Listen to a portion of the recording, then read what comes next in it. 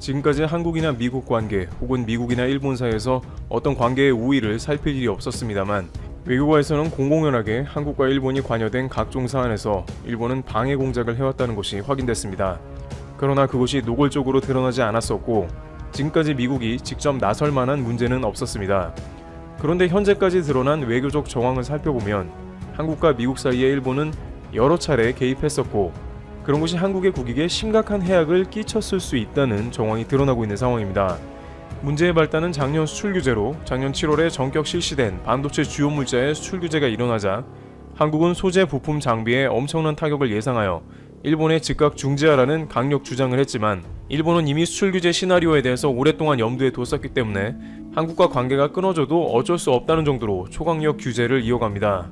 여기서 드디어 미국이 개입하는 국면이 처음으로 생깁니다.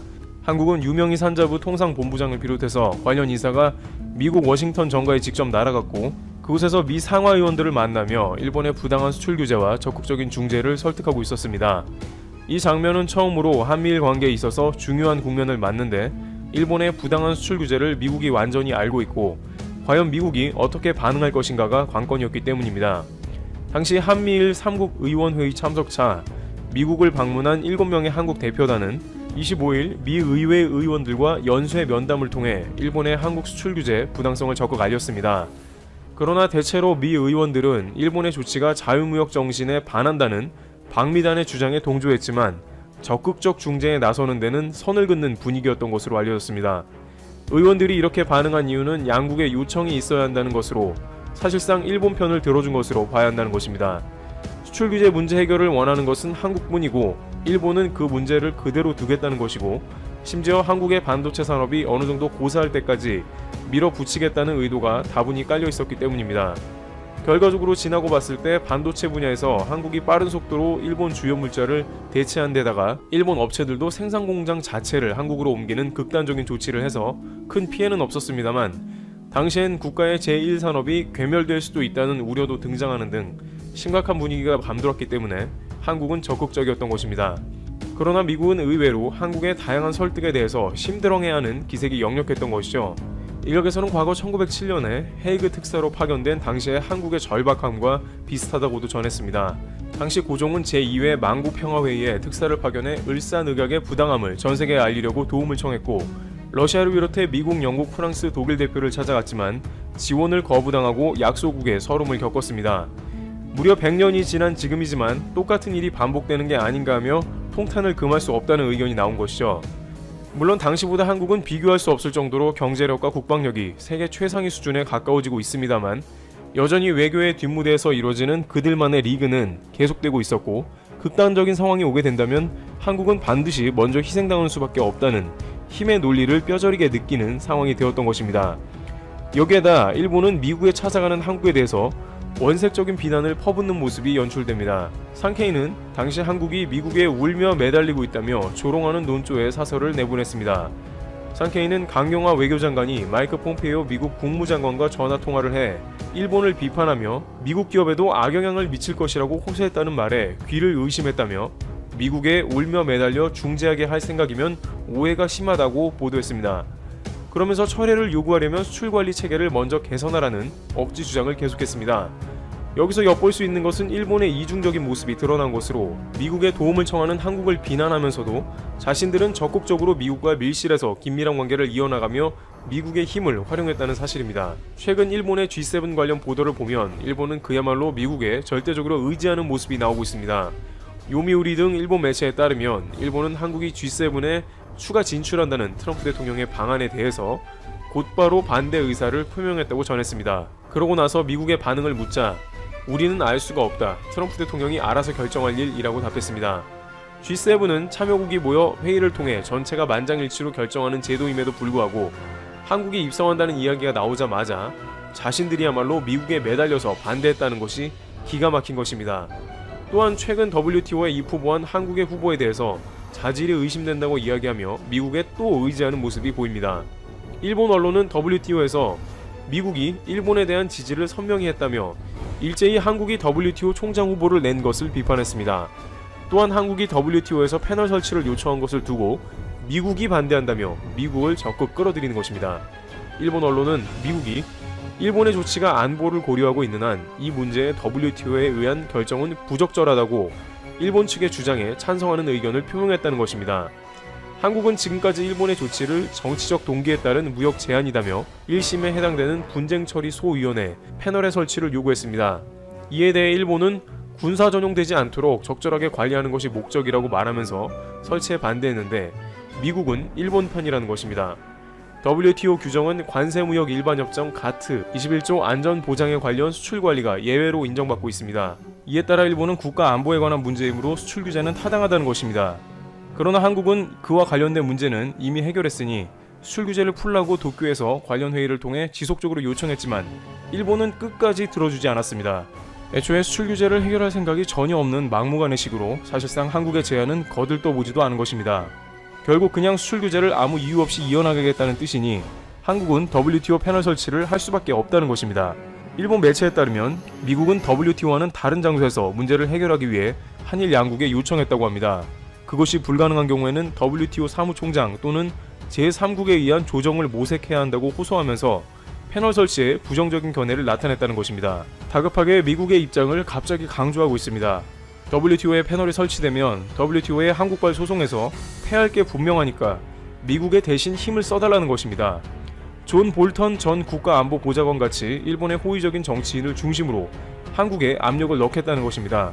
지금까지 수출 규제 관련해서 거의 중재를 하지 않던 미국인데 반대로 한국이 WTO 수출 규제 제소를 하려고 하자 일본은 이를 막으려고 미국 카드를 꺼내드는 셈인 것입니다. 일본이 이렇게 급하게 미국까지 동원한 이유가 있습니다. 패널은 전체 회원국 지역이 반대하지 않으면 설치되기 때문에 한국이 제소를 철회하지 않는 한 설치될 전망입니다.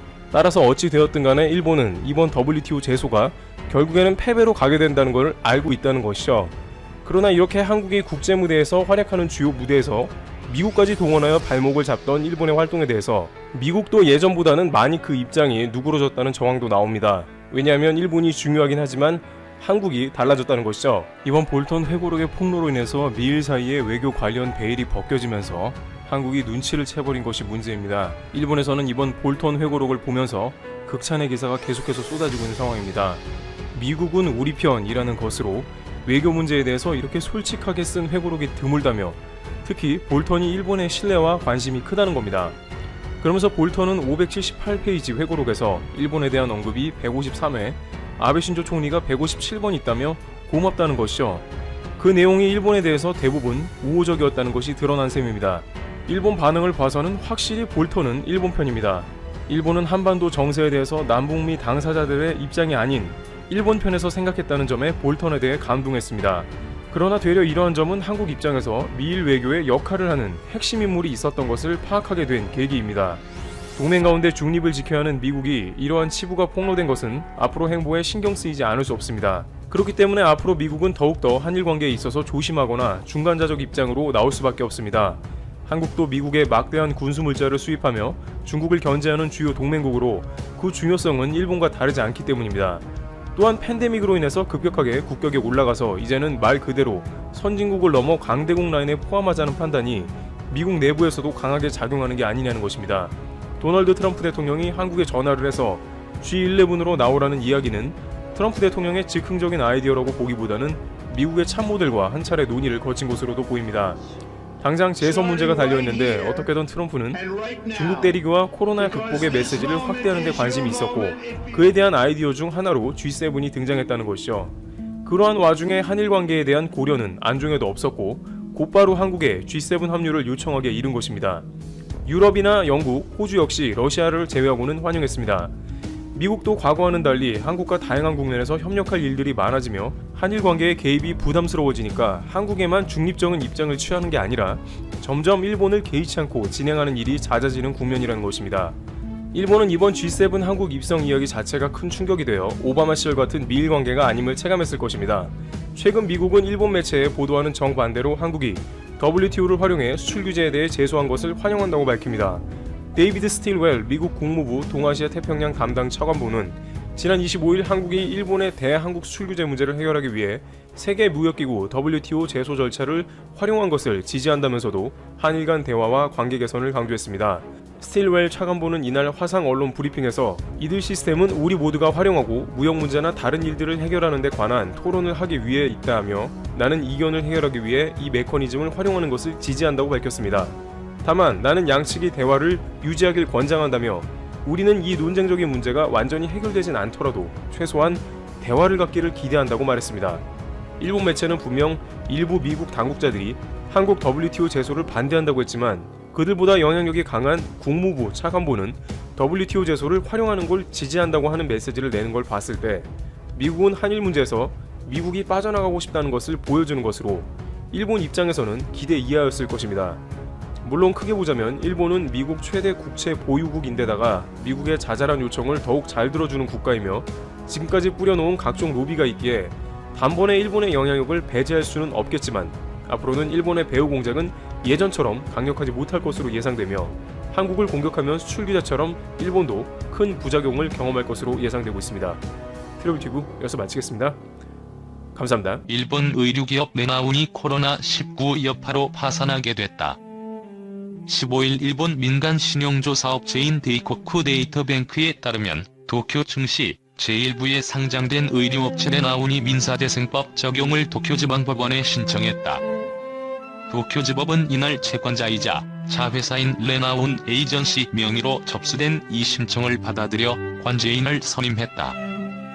1947년 설립된 구주식회사 레나운이 2004년 다른 의류업체인 주식회사 드반을 흡수해 새롭게 출범한 레나운은 지난 3월부터 일본에서 코로나19가 확산하면서 외출 자제 등의 여파에 따른 매출 급감으로 경영난이 가중된 것으로 알려졌다. 이 회사의 지난 3월 매장 매출은 작년 동기와 비교해 42.5% 떨어졌고 주력 판로인 백화점의 휴업이 본격화한 4월에는 81.0%나 급감한 것으로 나타났다.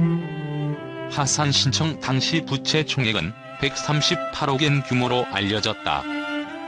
데이코쿠 데이터뱅크는 레나운은 2017년 결산기의 영업 적자에 빠진 이후 적자가 이어지던 상황에서 코로나19 확산이 실적에 직격탄이 됐다며 도쿄 증시 상장 기업의 도산은 올해 들어 처음이라고 전했다.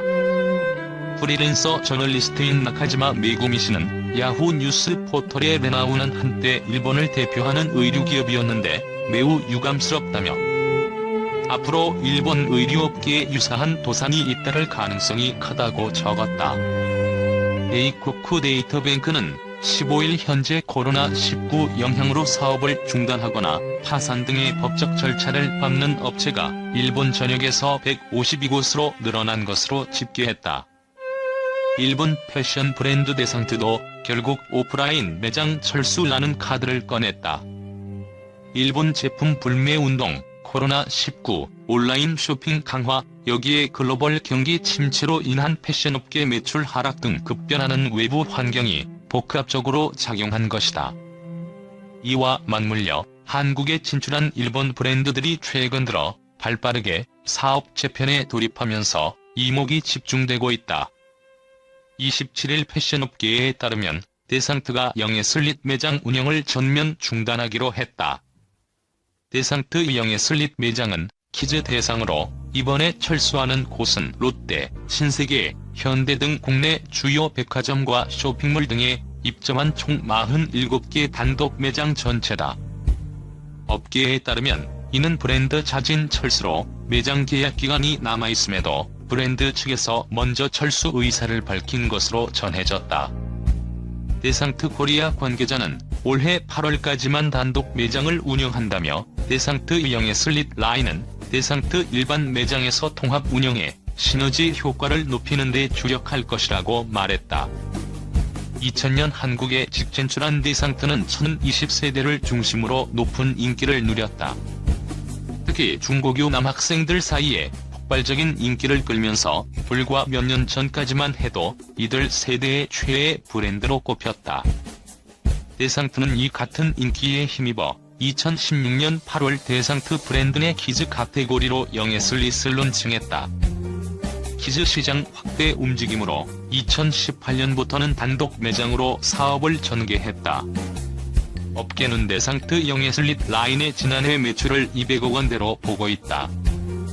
하지만 지난해 일본 제품 불매 운동이 전개되면서 데상트는 한국 사업에 어려움을 겪기 시작한 것으로 전해졌다.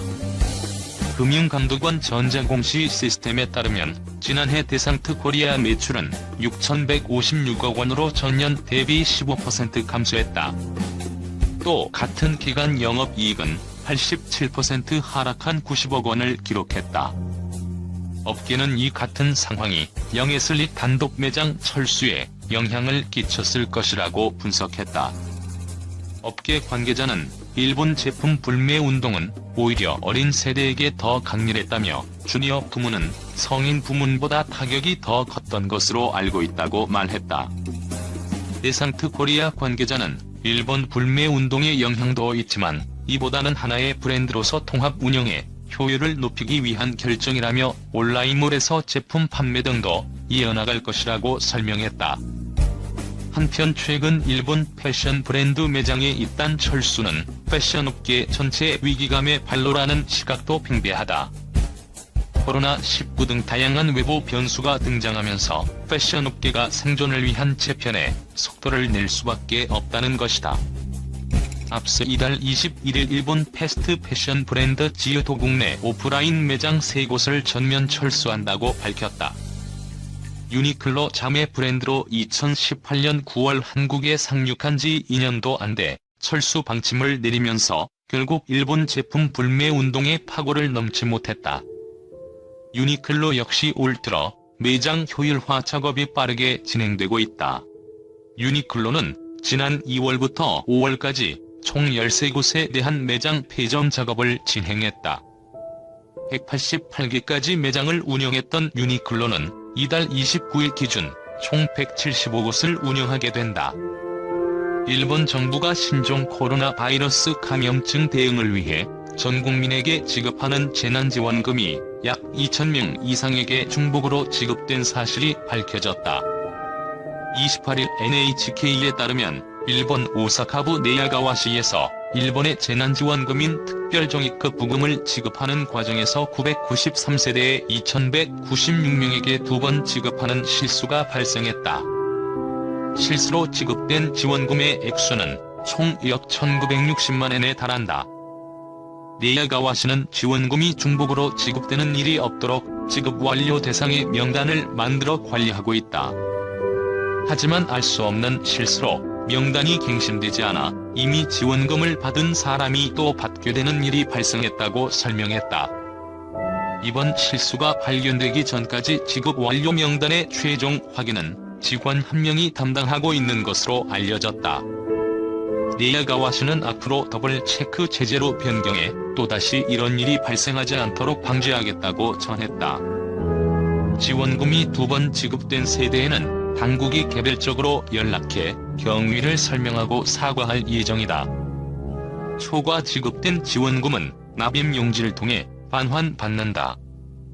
히로세 케이스케 네야가와시 시장은 시민들의 신뢰를 저버리게 되어 죄송스럽게 생각한다며 이것은 우리의 실수이며 성의를 다해 경위를 설명하고 지원금 반환을 부탁할 것이라고 답했다. 일본 정부는 코로나19 사태에 따른 경제위기 대응을 위해 이달부터 모든 국민에게 1인당 10만 엔을 지급하고 있다.